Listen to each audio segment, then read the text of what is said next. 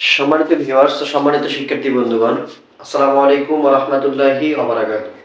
আজকে আশা করি আপনারা সবাই ভালো আছেন। আলহামদুলিল্লাহ আমিও ভালো আছি। তো আজকে আমরা একটা অনেক গুরুত্বপূর্ণ ক্লাস নিতে যাচ্ছি। তো সবাই মনোযোগ দিয়ে ক্লাসটি করবেন এবং ভালো লাগলে অবশ্যই লাইক, কমেন্ট, শেয়ারের মাধ্যমে এবং আমাদের ইউটিউব চ্যানেল সাবস্ক্রাইবের মাধ্যমে আমাদের পাশে থাকবেন। তো আজকে আমরা শুধু একটা টপিকস নিয়ে আলোচনা করব। এই টপিকসটা হলো যে আমরা দেখতে পাচ্ছি বিষয় হলো গণিত পরিসংখ্যান পদ্ধতি, অর্থাৎ পরিসংখ্যান পদ্ধতির ক্ষেত্রে এর আগে আমরা তিনটি আলোচনা করেছিলাম। আজকে আছে চতুর্থতম আলোচনা।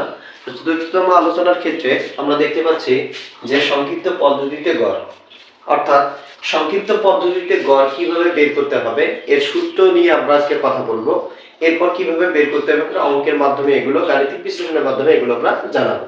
তো আমরা দেখতে পাচ্ছি এখানে সূত্রটা হচ্ছে x ড্যাশ, অর্থাৎ আমরা এটাকে x বারও বলতে পারি, অর্থাৎ x dash is equal a plus summation f i u i by হচ্ছে n গুণন হচ্ছে h। অর্থাৎ এই সূত্র হচ্ছে সংক্ষিপ্ত পদ্ধতি গড় নির্ণয়ের সূত্র হচ্ছে এটা, অর্থাৎ x dash is equal a plus summation f i u i by n গুণন হচ্ছে h।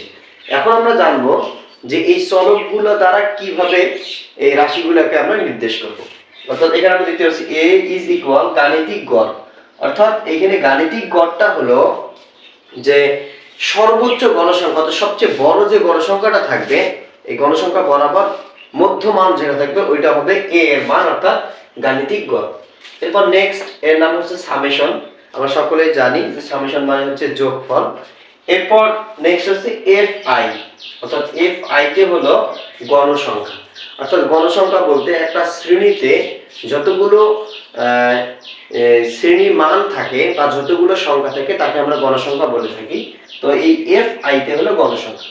এরপর হচ্ছে ইউআই, ইউআই তে হলো ধাপ বিচ্যুতি। অর্থাৎ এই ধাপ বিচ্যুতি হলো পরিসংখ্যানের একটা গুরুত্বপূর্ণ ধাপ, যেটা আমরা অঙ্কের মাধ্যমে কিভাবে এটা বের করতে হয় এটা আমরা জানবো। অর্থাৎ ইউআই তে হচ্ছে ধাপ বিচ্যুতি। এরপর নেক্সট হলো এন, অর্থাৎ এন এর আমরা এর আগে আলোচনা করেছিলাম যে এন হলো মোট গণসংখ্যা এবং এইচ হলো শ্রেণী ব্যবধান বা শ্রেণী ব্যক্তি। একটা শ্রেণীর মধ্যে একটা মান থেকে অন্য মানের যে ব্যবধান তাকে আমরা বলতে পারি যে শ্রেণী ব্যবধান, অথবা এটাকে আমরা বলতে পারি শ্রেণী ব্যক্তি।